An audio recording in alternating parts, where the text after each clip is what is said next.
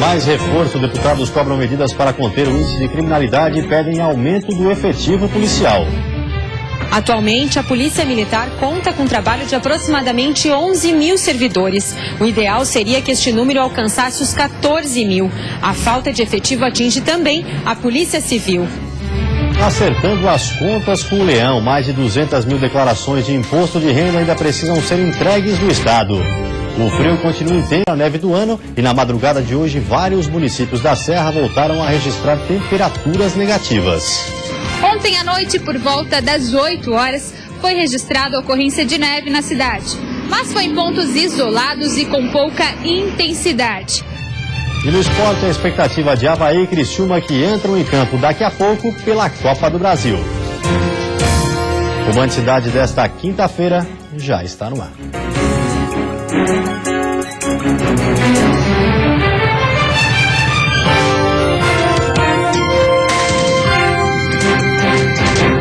Olá, boa noite. A falta de efetivo na segurança pública é um dos principais problemas enfrentados pelo estado de Santa Catarina. O secretário César Gruba falou sobre o assunto hoje pela manhã na Assembleia Legislativa. O secretário de Segurança Pública de Santa Catarina foi convocado pelos deputados estaduais para falar sobre o planejamento da pasta e sobre os números da criminalidade no estado. Em 2017, nós teremos menos efetivos que em 2014. Então, realmente isso preocupa e essa foi a busca, de trazer o secretário à Assembleia Legislativa, não para falar só para os deputados, mas a sociedade catarinense do que está sendo feito. A falta de efetivo é apontada pelo secretário como o maior desafio da segurança pública. Embora de 2011 até agora tenham sido nomeados mais de 6 mil servidores, o saldo ainda é negativo. Atualmente, a Polícia Militar conta com um trabalho de aproximadamente 11 mil servidores. O ideal seria que este número alcançasse os 14 mil. A falta de efetivo atinge também a Polícia Civil. São pouco mais de 3 mil policiais civis pelo estado. Seria necessária a contratação de mais de 1.000 servidores para se chegar a um número ideal. Ainda assim, nós não conseguimos avançar além da reposição dos efetivos daqueles que saíram em aposentadoria ou reserva remunerada. Com a baixa do efetivo, a sensação de insegurança é sentida pela população. Nós estamos buscando alternativas, né? Hoje, principalmente, nós trabalhamos com tecnologia, são ferramentas que aportam o policial para um melhor resultado. Mas, sem dúvida nenhuma, também a falta de efetivo, ela colabora para que isso aconteça. Em junho, o governo deve chamar cerca de 1.000 servidores já aprovados em concurso público. As facilidades que a tecnologia oferece nem sempre resultam em comodidade para os consumidores. Na hora de se livrar de algum serviço, a espera costuma ser um teste para a paciência. Agora, pelo menos na hora de encerrar uma conta bancária, isso poderá mudar. Imagina só, abrir ou fechar uma conta bancária sem sair de casa. Parece perfeito, porque vai facilitar muito a minha vida e de quase todo mundo, né?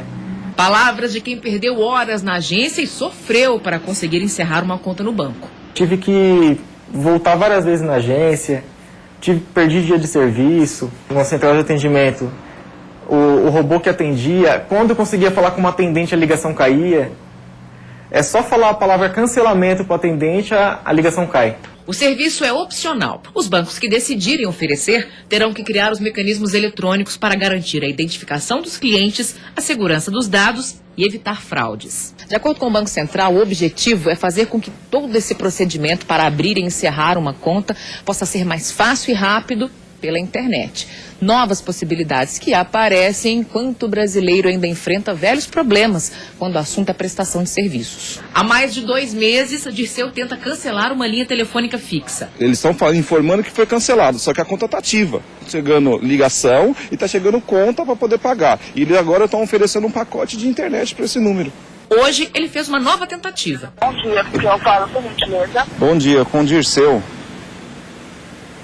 Eu posso ajudar, Dirceu? Eu quero fazer um cancelamento de uma linha telefônica.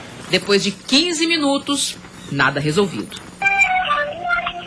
O cliente hoje se sente constrangido, porque se eu contratei, do mesmo jeito eu quero ligar lá e descontratar. Existe uma cultura de desrespeito aos consumidores, a verdade é essa. Muitas vezes também é encorajado pelo fato de que os consumidores deixam de procurar os órgãos de defesa dos consumidores, deixam de propor ações judiciais para buscar o reconhecimento desses direitos que estão assegurados pela lei. Dirceu garante que vai procurar os órgãos de defesa do consumidor.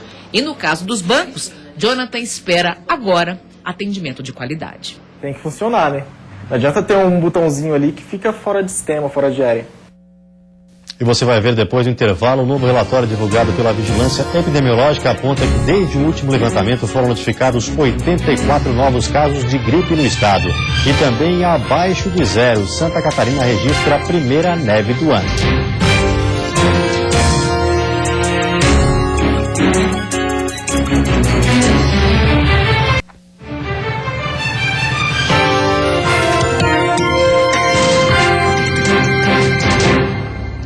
Novo relatório divulgado hoje pela Vigilância Epidemiológica aponta que desde o último levantamento foram notificados 84 novos casos de gripe no estado. Até esta quinta-feira foram notificados 683 casos de síndrome respiratória aguda grave em Santa Catarina, dos quais 132 foram confirmados como influenza, sendo 101 pelo vírus influenza A e 2 pelo influenza B. Dos casos confirmados para influenza A, 101 são do tipo H1N1 e 29 ainda aguardam análise. Outros 155 casos tiveram resultado negativo para influenza A e B e 382 ainda estão em investigação. Das 49 mortes notificadas pela síndrome em Santa Catarina, 23 foram confirmadas como sendo por influenza, 22 pelo vírus influenza A e uma pelo vírus influenza B. Dos óbitos confirmados por influenza A, 19 foram do tipo H1N1 e 3 aguardam subtipagem laboratorial.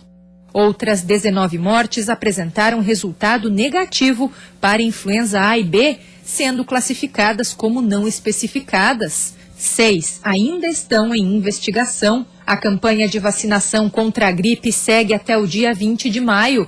Mais de 1.700 unidades de saúde do estado já receberam as doses para imunizar 80% do público-alvo. Fazem parte deste grupo crianças de 6 meses até 5 anos, adultos maiores de 60, gestantes, mães no período pós-parto, trabalhadores da saúde, povos indígenas e portadores de doenças crônicas como asma e diabetes.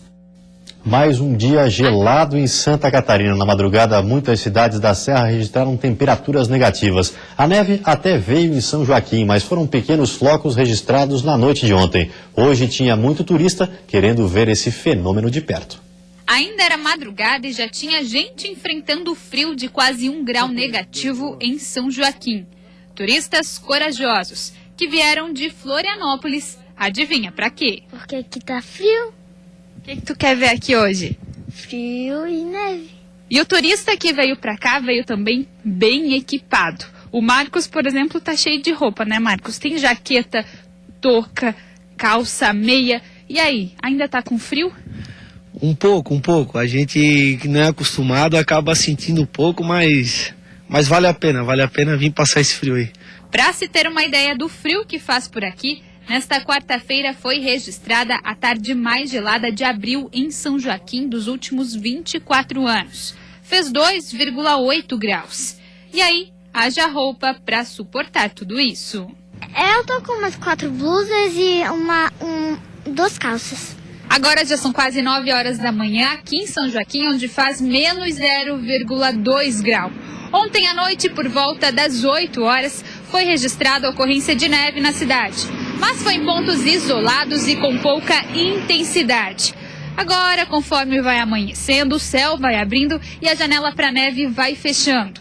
E pelo jeito os turistas vão ter que ficar mesmo, é só com esse frio, onde a sensação térmica é de menos 5 graus. No Morro da Igreja, em Urubici, a madrugada foi a mais gelada. Por lá, fez 3,5 graus abaixo de zero. Na cidade, a mínima registrada foi de menos 2,3 graus.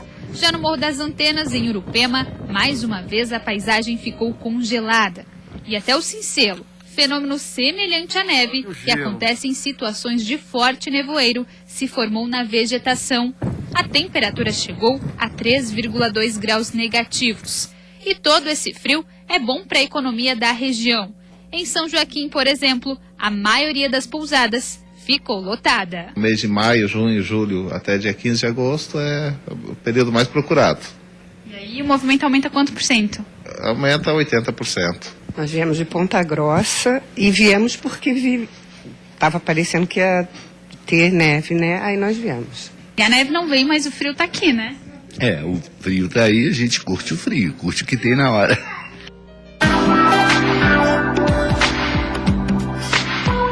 Sexta-feira de mais um amanhecer gelado no estado. A previsão de geada nos pontos mais altos. Na Serra pode fazer mínima de 6 graus negativos. E mesmo com o predomínio do sol, a máxima não sobe muito e chega aos 12 graus. No litoral norte, na Grande Florianópolis, o dia começa com temperaturas baixas e a máxima chega aos 19 e 20 graus. Tempo bom com frio também no oeste e no sul do estado, onde a quinta-feira começa com termômetros marcando mínimas de 2 e 4 graus. As máximas não passam de 13 e 14 graus. O mesmo acontece no Vale do Itajaí, onde o sol predomina e as temperaturas ficam entre 5 e 18 graus. E a seguir tem futebol, a bola vai rolar pela Copa do Brasil com os jogos de volta de Avaí e Criciúma. E ainda a ansiedade de quem quer garantir vaga no time da Chapecoense para a final do campeonato.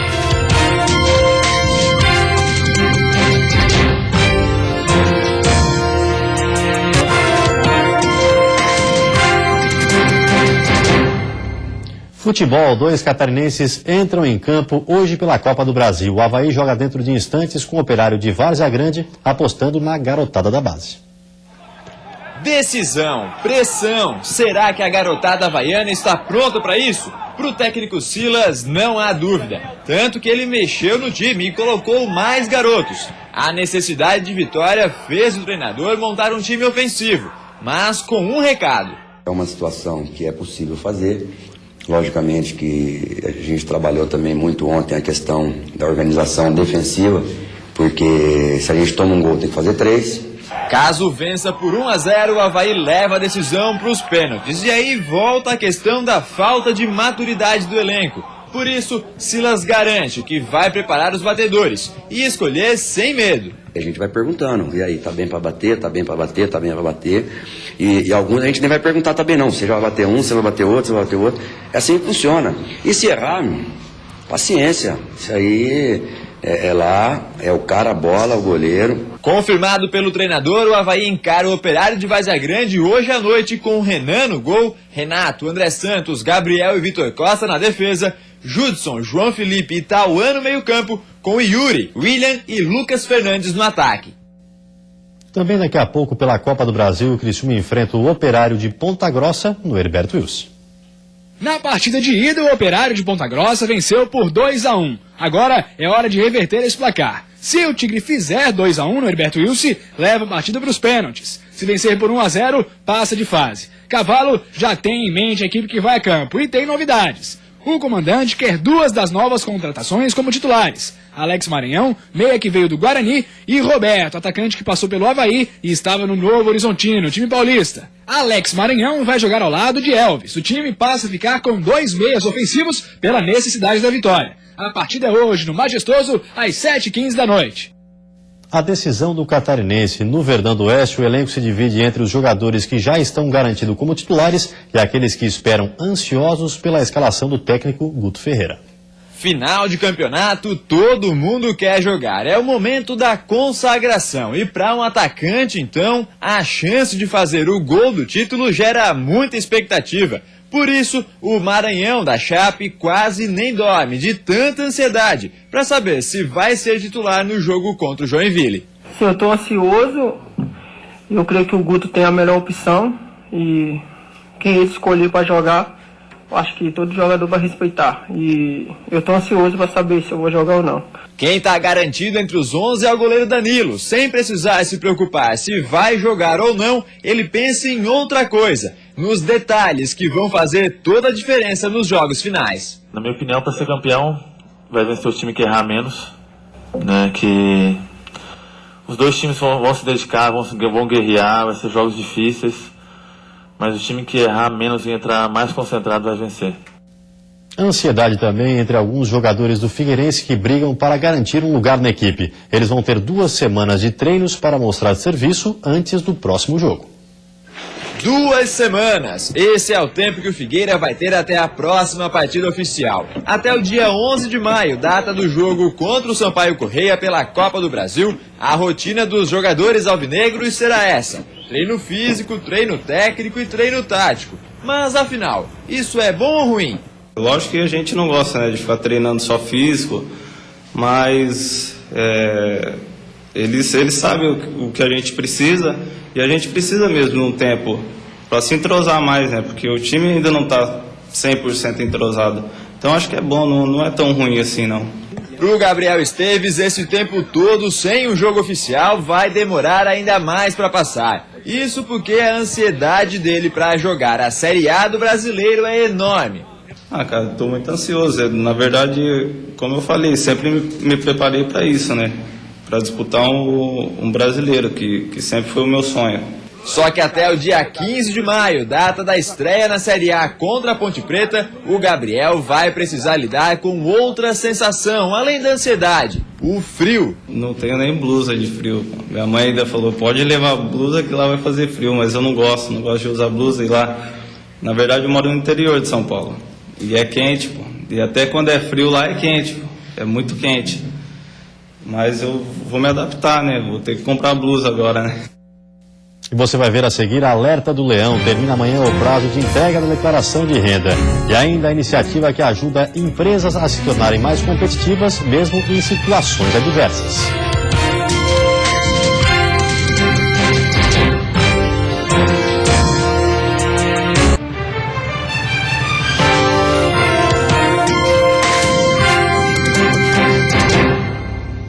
Comissão montada para acompanhar o trabalho de restauração da Ponte Hercílio Luz se reuniu hoje na capital.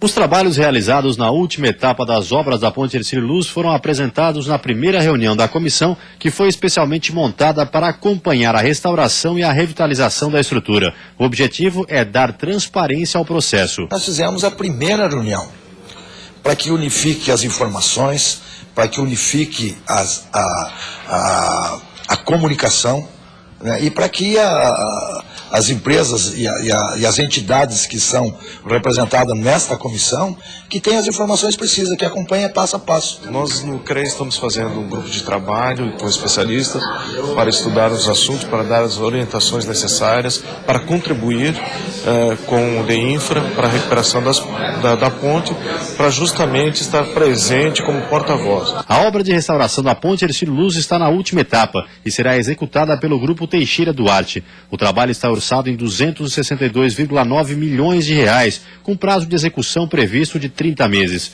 O contrato foi assinado em março e a ordem de serviço entregue no dia 18 de abril. Nós não temos dúvida que a empresa Teixeira Duarte vai cumprir o seu contrato, né? E eles têm demonstrado isso através dos outros contratos que foi assinado com eles na questão da ponte segura, antecipando o seu cronograma em 30 dias. A Ponte Hercílio Luz foi construída entre novembro de 1922 e maio de 1926, com a inauguração no dia 13 desse mês. A ligação ilha-continente foi fechada para o tráfego de veículos pela primeira vez em 22 de janeiro de 1982. Em 1988, foi reaberta somente ao tráfego de pedestres, bicicletas, motocicletas e veículos de tração animal.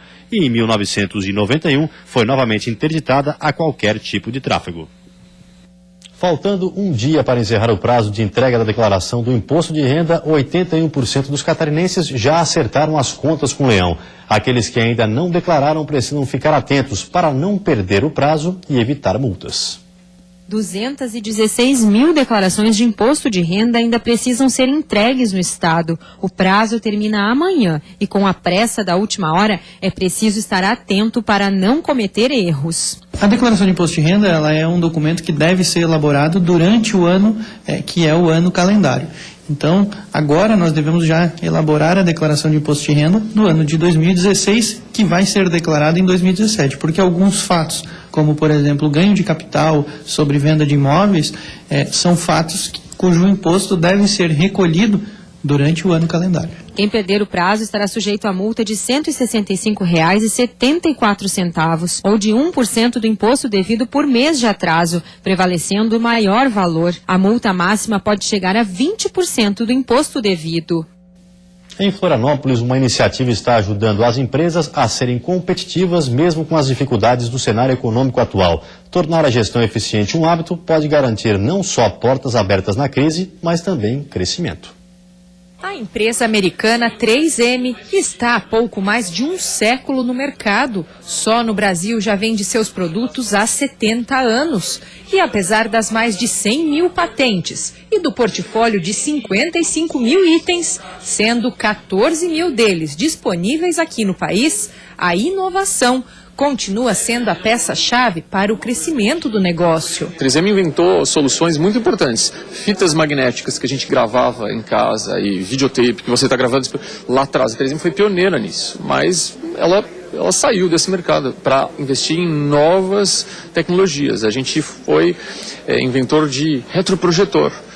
Naquela época era importante, era uma área grande, mas hoje ou amanhã são outras coisas. Então uma empresa que quer se perpetuar e crescer e atender o consumidor, ela nunca pode parar de investir nessa capacidade de inovação. Este foi um dos temas do Seminário de Boas Práticas Empresariais, promovido pelo Movimento Catarinense pela Excelência em Gestão. A organização existe aqui no estado desde 2004 e é uma das mais atuantes na Fundação Nacional da Qualidade. O modelo de excelência em gestão surgiu nos anos 80 nos Estados Unidos e logo depois chegou ao Brasil. Um passo a passo com perguntas a serem respondidas que dão notas de 0 a 1000 a qualquer tipo de negócio. Um método gratuito que pode ajudar e muito a alavancar o sucesso de empresas e organizações. O presidente do Movimento pela Excelência em Santa Catarina explica que 1 a cada 5 empresas do estado já aplicam as técnicas de gestão, mas que o espaço para crescimento ainda é amplo. Significa que nós temos uma oportunidade imensa para chegar nas 80% das organizações que ainda não utilizam. Então a nossa bandeira, a nossa estratégia é divulgar esse modelo de excelência em gestão em todo o estado de Santa Catarina. As ferramentas de desenvolvimento também podem ser usadas por qualquer setor. Ele explica ainda que os benefícios são observados em diversas escalas. Micro, pequenas, médias, grandes empresas, empresas públicas, empresas privadas, não importa o setor de atuação, então ele é um modelo inclusivo, nós não podemos deixar ninguém de fora. E antes de encerrarmos, uma olhadinha no trânsito da capital. Aí você acompanha imagens ao vivo das pontes Colombo Salles e Pedro Ivo Campos. Movimento intenso nos dois sentidos, praticamente parado para quem deixa a ilha de Santa Catarina. Agora em Florianópolis, 15 graus. Você fica agora com o Jornal da Band. Uma ótima noite a todos e até amanhã.